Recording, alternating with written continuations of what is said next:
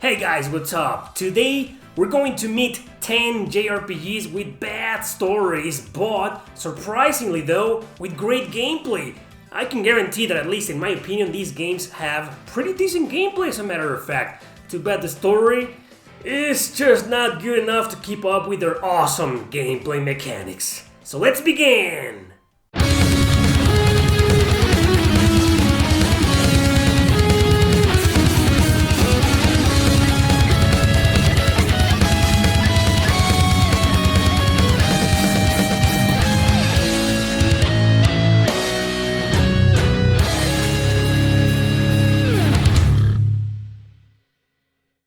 Number 10. Akiba Strip, Undead and Undressed.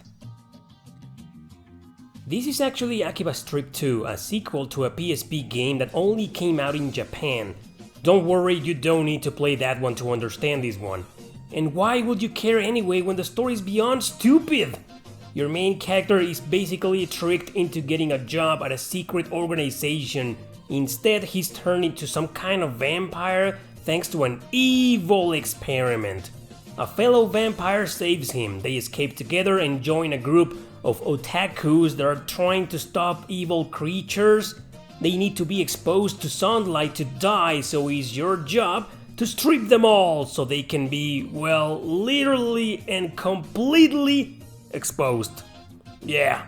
This game is a freaking comedy, so why does it try to take itself seriously sometimes? I'm telling you, it's bad, but it's so bad, it's good.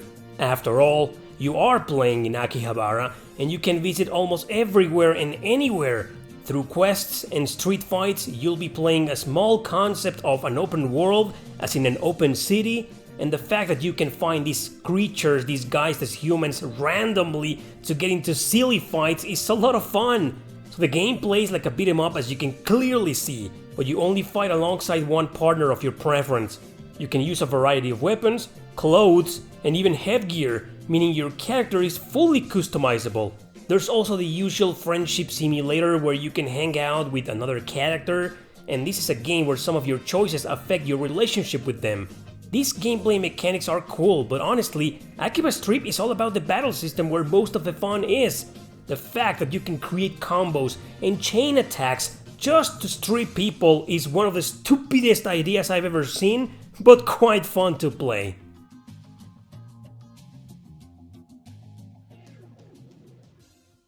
Number 9. Conception 2, Children of the Seven Stars. Here's another quirky, lame and heavily stereotyped cast of characters in a dumb story. Takes place in a school, but it's not a simulator. Your protagonist joins it in order to fight the monsters who have taken over several parts of the world. They're usually in labyrinths called the Dusk Circle, so the school is basically an organization to fight them. Yeah, classic plot with teenage students and magical girls fighting evil monsters. It's bad. To make matters worse, the whole point is to bond with the female heroines and have children with them in these weird-ass ether machines. Through magic, let me clarify, he can conceive kids with them, and they can fight alongside you. I'll confess, these class mating seasons, which is a core part of the gameplay, is actually fun, because you'll get these little warriors and their class will depend on the girl you bonded with. So customizing them is part of its interesting ideas. Just like in Akiba Strip, there are classic visual novel elements and dating simulation. Nothing original, to be honest, but I guess it's always entertaining at least. So, just like with Akiba Strip, the real fun is in the battle system. Exploring the dungeons to train or to find the boss and kill it will be your task, but the combat is quite original and engaging. It's a turn-based RPG where you'll be able to position your characters around the enemy or enemies. Attack power will depend on these positions because you need to decide which side of the enemy you'll damage first. Some are weak to certain attacks while strong at others. You and your female companion will take one spot, but the kids can fight in small parties of 3. Depending on which classes you mix together, the better they'll perform during battle. Honestly, the gameplay in this game is alright, it's fun, but this combat is simply superb. It might be the best reason you'll need to play this kinky RPG.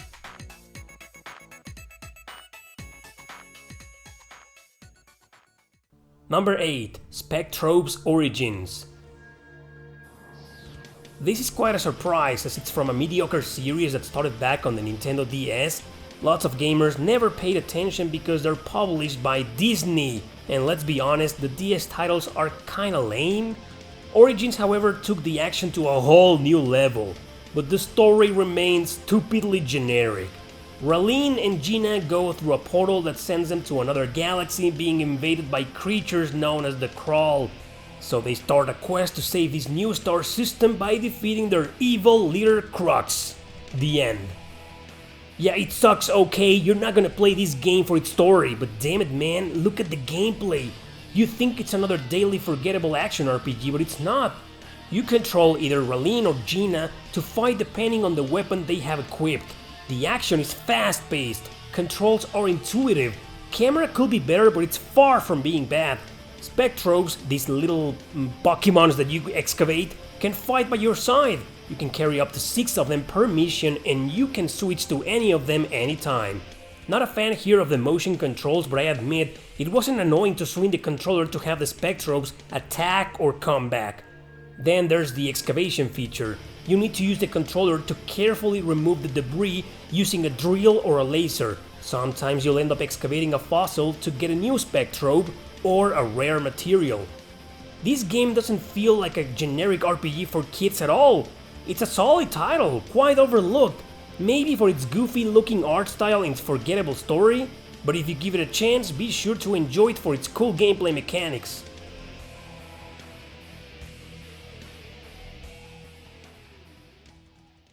Number 7. Shadowhearts from the New World. Also known as Shadowhearts 3, it's the game that technically killed this underrated series. Why? Well, precisely because the story was bad. Previous games were dark, deep, well written and developed, taking place in several places of Europe and Japan with a strong focus on gothic art style. This third game centers around its comedic nature and its overloaded fan service. You control Johnny, a young and frustrated detective that's bored to death with trivial requests. One day he gets dragged into an obscure plot to pursue a malevolent being as requested by the sexy native Indian Shania. Then it's on to save the world with a bunch of dumbass characters who are nothing but laughingstocks. I'll admit the story isn't that bad, it just pales a lot in comparison with its 2 excellent predecessors. The gameplay, however, is still as traditional and fun. You'll go around many different places in the whole continent of America during the 1920s. Exploring dungeons will lead you quite often to several different puzzles. Some of them, I admit, can be utterly annoying, but well, puzzles are usually that way. The legendary battle system returns with the same uniqueness as before. The Judgment Ring will appear after selecting your actions, and you'll have to stop the bar at the right time in the limited ranges to make them work. If you manage to click on the small red range, you'll perform a critical attack. There's also the usual variety of skills per character and the different types of attack like hard hit or the double attacks. Shania is the central figure of the game, so she can transform into different elemental creatures to improve her stats. This game is all about this awesome and strategic battle system. The Judgment Ring was a great idea for a turn-based RPG, and I'm so glad it carried over to the third and final game in the Shadowhearts series.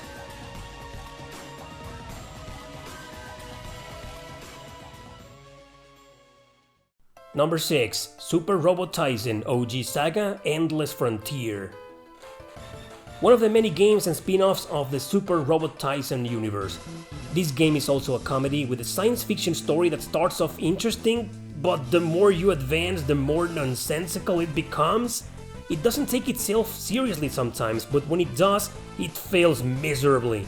Overflowing with crazy-ass fan service, girls with monster boobs and sexual innuendos galore. It's nice to watch, I confess, but it takes away your interest in the plot.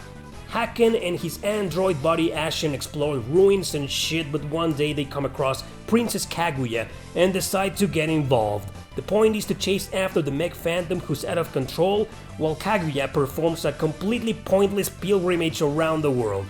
This plot is so hard to explain because it keeps jumping from one thing to another dragging on characters from other games like Cosmos from Saga.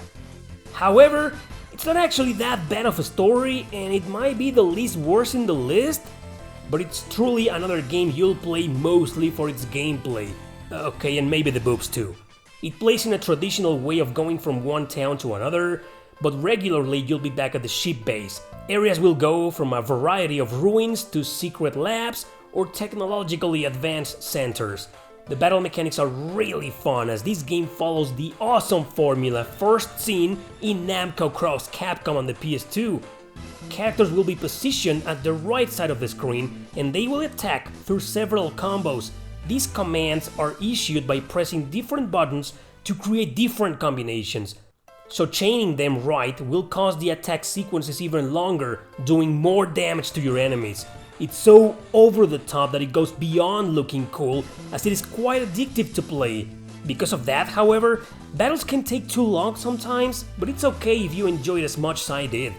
As I mentioned, Cosmos is a party member, joining for her own reasons, but you also have Reiji and Xiaomu from Namco Cross Capcom and the Project Cross Zone games. So overall, it plays like any other great JRPG out there with good controls and interface.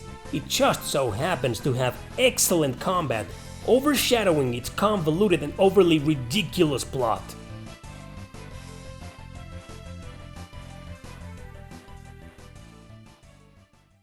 Number 5. Tokyo Xanadu. Tokyo Xanadu tried so hard to be Persona, it failed so hard. Nothing stands out about its extremely cliched story and strong anime tropes. Every character is a classic shonen manga hero with magic powers, fighting monsters. A high school simulator that follows a group of students who join a secret organization to fight the mysterious gates corrupted by evil creatures. Alright, so it's a generic and overly used plot. What killed the game for me, however, was its big attachment to idol bullshit. It's so goddamn present here, you cringe for every scene related to these backstreet girls. But of course, the characters and the game itself treats them as if they were angelic goddesses meant to cheer the world up during its aforementioned crisis. I liked Asuka a lot, I confess, but I ended up losing interest because of the game's poor and highly predictable plot. But the gameplay itself, dude, it's awesome! Seriously, it's got among the best controls I've seen in an action RPG.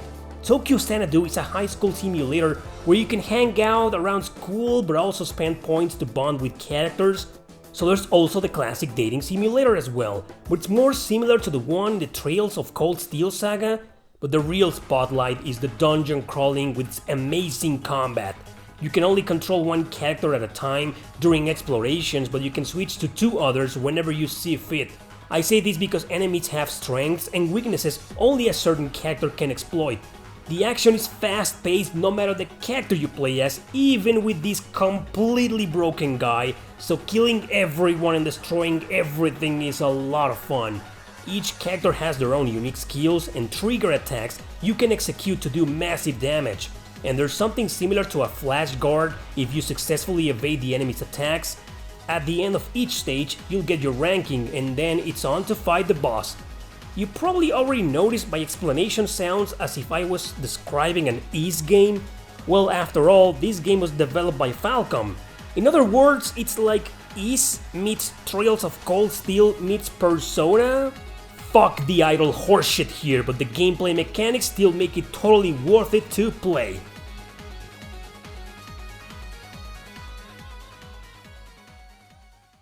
Number 4. Knights of Azure 2, Bride of the New Moon.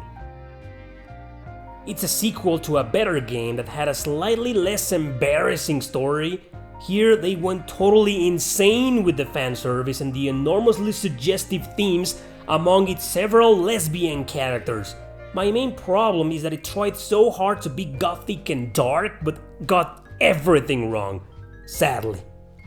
It's still kinda dark and interesting if you ask me. So the final boss kills your MC early in the game, but she comes back as a vampire. With the power of girly friendship, she'll embark on a quest to hunt down the queen and stop the natural cycle of the moon from ruining the world. Well, I guess it isn't that terrible of a plot, but it's still full of weird, dumb, and overly perverted stuff. Like Tokyo Xanadu, however, it's an action RPG with notoriously amazing combat. It's even more fast-paced, so that only gave it more points for me. You can only take one partner per mission as you go around beautifully dark and gothic areas or landscapes, but you can also recruit summons and you can take up to 2 of them per mission to fight alongside of you. Each has different elemental attributes, so sometimes taking the right creatures with you can unlock different areas or solve small puzzles. Arush can perform a variety of attacks and so can her companions. 2 types of special skills are there. One that your female partner can execute, which is different depending on the character. Some will buff them up and others will perform an attack. The other skill is a combination between Arush and her partner, usually causing massive damage to your enemies. Overall, Knights of Azure 2 has a worse story than the first game, but still with intuitive controls and great gameplay mechanics.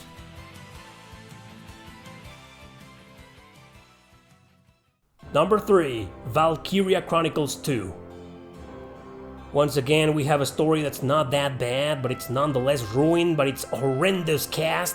Avan is one of the worst main characters I've seen in a video game. He joins the military school to defend his hometown and look for clues on his dead brother. This during a new civil war in Gallia that involves a rebellious uprising between nobles against the Darksen. So you see, the premise is actually interesting, playing heavily on racism issues. But a school simulator? Seriously? In a Valkyrie Chronicles game? Every stereotype in the book is here, from the nerdy and edgy character to the clueless airhead girl. Include Avan and his despicable, non-contagious laughter to create a plot catastrophe. However, the incredibly strategic combat and brilliant map design is back, which means the gameplay is still awesome. Not as awesome as in the first masterpiece of a game, but still pretty darn good. So you'll take up your squad of different classes of soldiers with you to comply the different objectives there are. Capture the enemy base, destroy specific tank, kill all enemies, etc. Outside of that, there's the usual customization at the base, including the one for your tank. Classes level up in the training fields. You can't just grind a specific character like in any other RPG. Always taking with you a balanced party with at least one soldier of each class can prove very useful, but you'll always need to strategize during the mission briefings to decide who to take and what to do. That's what makes this RPG series so engaging. Forget about the story, this is a great game and a must play on the PSP. Strongly recommended, if merely only for its amazing gameplay.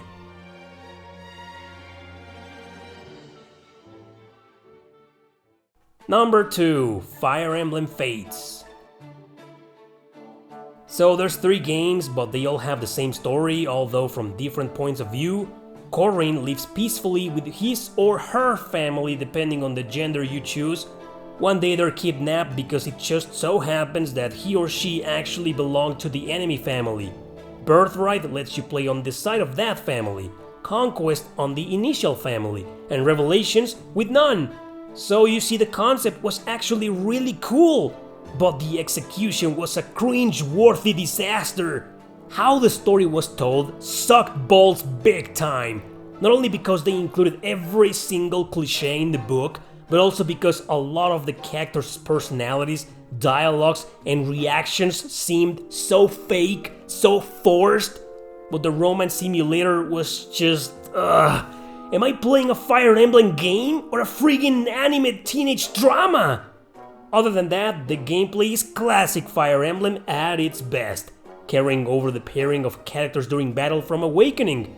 Map design is quite clever, so it feels very compelling for the most part. I actually like that you have your small compound to take care of, including shops and a shrine. The fact that the enemy can invade it at randomly and you as a player must defend it was another great addition. Overall, Fates feels way more polished on the gameplay side of it than on its pathetic excuse for a plot. I still highly recommend it to Fire Emblem fans out there.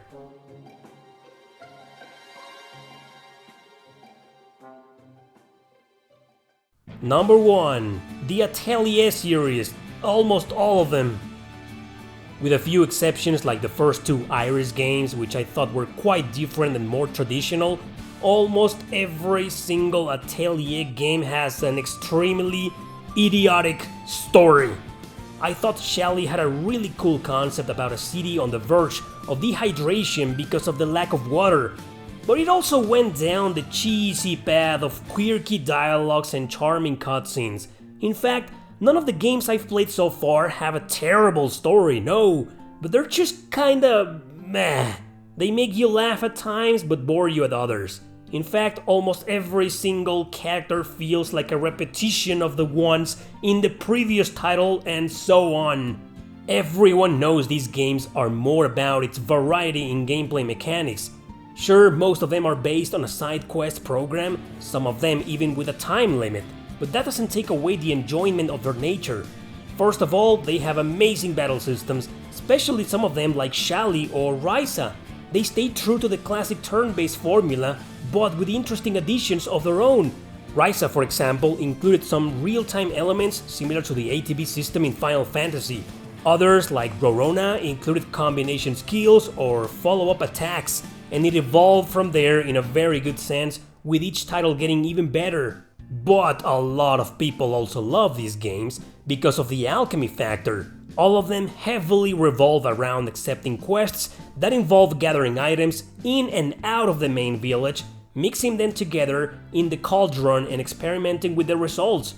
You'll need alchemy for healing, buff, debuff, or attack items during battle, or to create something another character or an NPC needs, or to solve something connected to the main story itself. The thrill of synthesis never changes, playing around with the formulas, trying different things, getting surprise items or an evolution of them. The Atelier series is literally designed to keep the player occupied for the majority of time. There's always something fun to do in them, however repetitive they might be. After all, they're technically simulators, not just your average RPGs. I just wish the plots in them could be more interesting, less cheesy, maybe more mature. Perhaps I'm just wishing them to be something they're simply not. If they had great stories and well-written characters, they wouldn't be Atelier games anymore.